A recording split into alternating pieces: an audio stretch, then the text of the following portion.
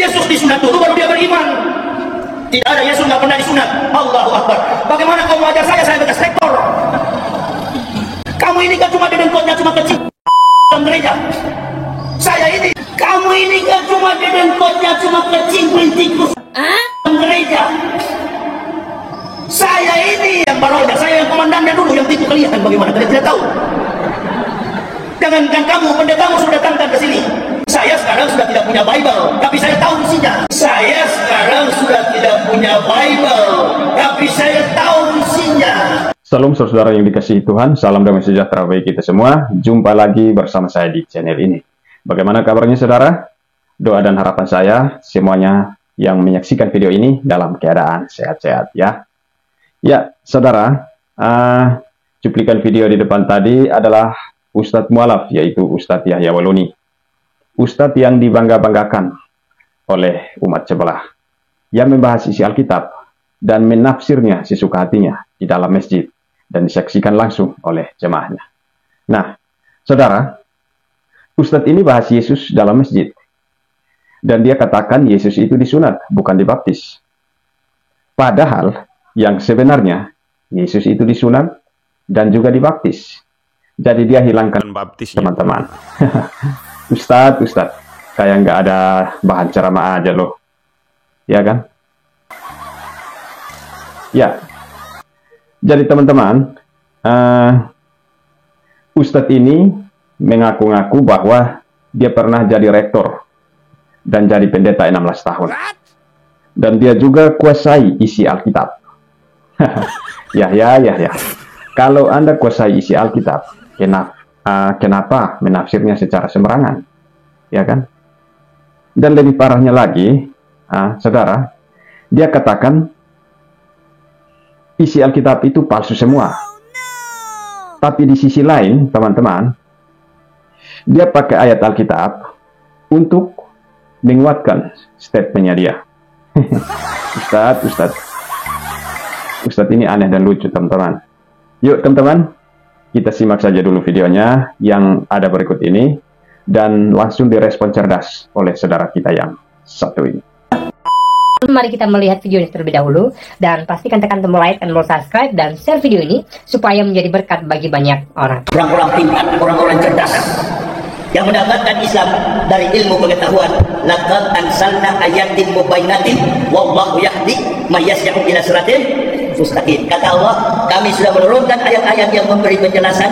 Wallahu yahdi may yas'u ila siratin mustaqim, dan kami beri petunjuk kepada orang yang kami kehendaki. Jadi tidak semua orang kafir bisa masuk Islam. Di sini ibu bapak menjadi bangga. Begitu lahir dalam keadaan, begitu keluar dari rahim ibu langsung Allahu Akbar, Allahu Akbar, diazanin. Saya begitu lahir dipercing dengan air, dibaptis, innalillahi. Dibaptis, ibu bapak begitu lahir diazanin, selamat dunia akhirat. Laki-laki diakikah, mampu kambing 2 ekor. Anak perempuan diakikah, kambing 1 ekor. Ada ibu-ibu di Sulawesi bertanya, Ustaz boleh nggak diganti ayam? Kalau begitu ganti agama ibu, bukan Islam, agama ayam. Ustaz boleh nggak diganti dengan kelinci? Allahu Akbar, tidak boleh, harus kambing. Nabi Isa juga begitu, dilahirkan pada hari yang ke-8, disunat dan diberi nama Isa Al-Masih. Dalam kitab Perjanjian Baru Kristen masih ada. Lukas pasal 2 ayat 21. Pada hari yang ke-8 anak itu disunat dan diberi nama Yesus. Ada orang kafir bantah sama saya di Makassar. Pak Yaya, saya tersinggung, Bapak bilang saya kafir. Kamu kalau tidak kafir, lakukan perintah nabi-nabi. Nabi-nabi disunat. Tapi saya ini orang beriman melalui Yesus Kristus. Yesus juga disunat. Yesus disunat dulu baru dia beriman. Tidak ada, Yesus nggak pernah disunat. Allahu Akbar. Bagaimana kau mau ajar saya bekas rektor? Kamu ini kan cuma dedengkotnya cuma kecimpring tikus-tikus dalam gereja. Kamu ini kan cuma dedengkotnya cuma kecimpring tikus-tikus dalam gereja. Saya ini yang baronya, saya yang komandannya dulu, yang tipu kalian. Bagaimana kalian tidak tahu? Jangankan kamu, pendetamu sudah datangkan ke sini. Saya sekarang sudah tidak punya Bible, tapi saya tahu isinya. Kalau umat Islam hafal 30 juz, saya juga habis Bible. Coba kamu buka Lukas pasal 21. Mana kitabmu? Dia buka. Baca kamu. Dia baca. Pada hari yang ke-8 anak itu dilahirkan. Terus yang berhenti.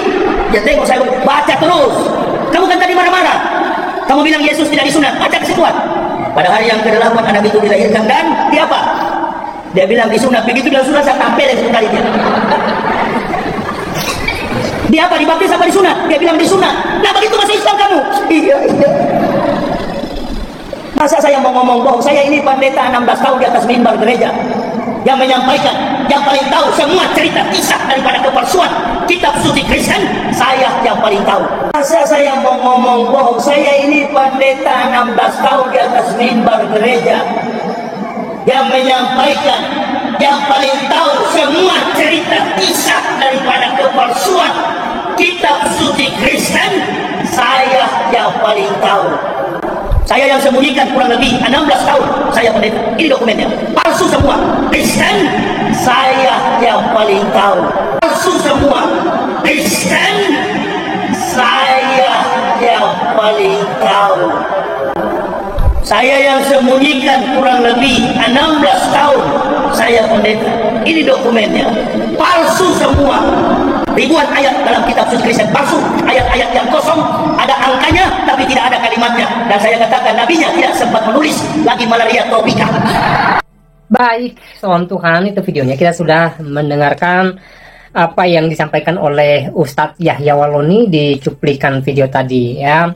Ada beberapa hal dia sampaikan mengenai Yesus disunat dan Yesus tidak dibaptis. Dan juga dia mengatakan bahwa orang Kristen itu tikus-tikus gereja dan dia komandannya. Nah, saudara dalam Tuhan, apa yang dia sampaikan di video tadi sebenarnya cukup ngawur sebenarnya. Kenapa? Ya, dia mengatakan bahwa Yesus disunat tapi tidak dibaptis. Padahal jelas-jelas dalam Alkitab dua-duanya Yesus alami ya. Memang di hari yang ke-8 Yesus disunat, atau 8 hari Yesus lahir dia disunat. Dan sebelum dia masuk dalam pelayanan umurnya sekitar 30 tahun dia dibaptis di sungai Yordan. Jadi sangat salah kalau Ustaz Yahya Waloni mengatakan bahwa Yesus tidak dibaptis, hanya disunat. Nah, saudara dalam Tuhan, mengenai sunat ya, orang Kristen disunat atau tidak itu sah-sah saja, itu boleh saja saudara dalam Tuhan ya. Sunat itu dari sisi kesehatan memang baik ya, untuk kebersihan diri sendiri. Dan hubungannya dengan iman Kristen sebenarnya tidak ada saudara dalam Tuhan. Memang di perjanjian lama bahkan Tuhan menyuruh Abraham menyunat dirinya saudara dalam Tuhan ya. Itu merupakan pesan Tuhan bagi Abraham dan diikuti oleh keturunannya ya.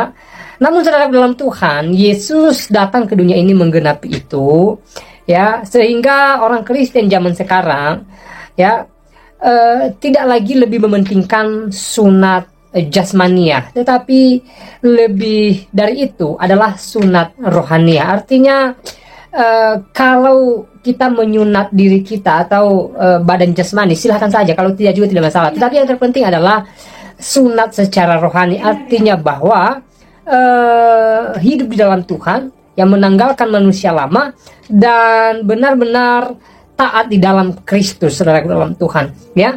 Mengikuti teladan Kristus, mengikuti firman Tuhan ya. Jadi kita benar-benar membersihkan diri, menyucikan diri di hadapan Tuhan dengan mentaati seluruh firman-Nya. Itu yang terpenting saudara dalam Tuhan ya. Sekali lagi dalam Kristen soal sunat jasmaniah itu ya, silakan saja, itu tidak ada larangan saudara dalam Tuhan. Dan kalau juga tidak mau disunat tidak menjadi persoalan sebenarnya ya. Tetapi yang terpenting adalah sunat hati, sunat secara rohaniah saudara dalam Tuhan. Bagaimana kita menyunat diri kita secara rohani, bagaimana kita membersihkan hidup kita di hadapan Tuhan, sehingga kita senantiasa menjadi orang-orang yang bersih, yang suci dan layak di hadapan Tuhan ya. Sebenarnya ya mungkin saja Yahya Waloni mengerti tentang ini karena dia mantan pendeta, tapi mungkin saja ya dia tidak mau mengungkapkan kebenaran ini ya. Nah saudara dalam Tuhan ya, apa yang dia katakan di video tadi menunjukkan bahwa Yahya Waloni ini sangat kacau dalam menafsirkan Alkitab. Lalu dia juga mengatakan bahwa Alkitab itu palsu ya. Nah lucunya dia memakai beberapa ayat Alkitab untuk menguatkan statementnya, tapi di lain sisi dia mengatakan bahwa Alkitab palsu Bagaimana dia menggunakan ayat Alkitab sebagai pendukung dari statementnya, sementara dia mengatakan Bible itu atau Alkitab itu palsu. Nah, di sini pun Yahya Waloni kacau balau, saudaraku dalam Tuhan. Kalau menurut dia Alkitab itu palsu, harusnya dia tidak menggunakan ayat Alkitab untuk mendukung statementnya gitu loh. Karena ayat yang dia sampaikan tadi, ya bisa dikatakan palsu menurut Ustadz Yahya Waloni lah. Kalau sudah palsu, ngapain lagi pakai sebagai penunjang daripada apa yang kamu katakan? Ini sesuatu yang agak konyol dan aneh dari Ustadz Yahya Waloni, ya. Saudara dalam Tuhan, ya, sangat disayangkan Yahya Waloni ini ya sangat ngawur dan sangat keliru dalam menafsirkan Alkitab, ya. Bahkan ya harusnya dia malu melihat videonya ini. Kalau dia melihat ulang videonya ini, seharusnya dia malu. Kenapa? Ya, seperti yang saya bilang tadi, ya, di lain sisi dia mengatakan Alkitab palsu, tapi di lain sisi dia juga menggunakan ayat-ayat Alkitab. harusnya dia malu dan sadar. Ya, teman-teman, itulah dia cuplikan videonya. Ustadz Yahya Waloni memang sudah kebal, teman-teman, ya. Padahal dia ini pernah dipenjara kurang lebih 6 bulan, teman-teman. Tapi tidak kapok-kapok dia. Ustadz, harusnya jangan masuk kamar orang lain, jangan obrak-abrik isi kamar orang lain, gitu loh, kata Om Deddy Corbuzier, ya. Harusnya yang dibahas itu Al-Quran, bukan Alkitab, apalagi dalam masjid, ya kan. Jadi pesan saya, Ustadz, ya, bertobatlah sebelum terlambat, ya. Jangan sampai terjadi seperti Ustadz Agustan yang berani-beraninya dia kentut di Alkitab. Akhirnya apa yang terjadi, teman-teman? Habis kan? Jadi Om Ustadz yang terhormat, bertobatlah ya. Tuhan Yesus pasti mengampunimu. Tuhan Yesus pasti mengampunimu, ya. Oke teman-teman, itulah dia tanggapan singkat dari saya. Selebihnya silahkan tulis di kolom komentar ya teman-teman. Terima kasih, Tuhan Yesus memberkati. Shalom.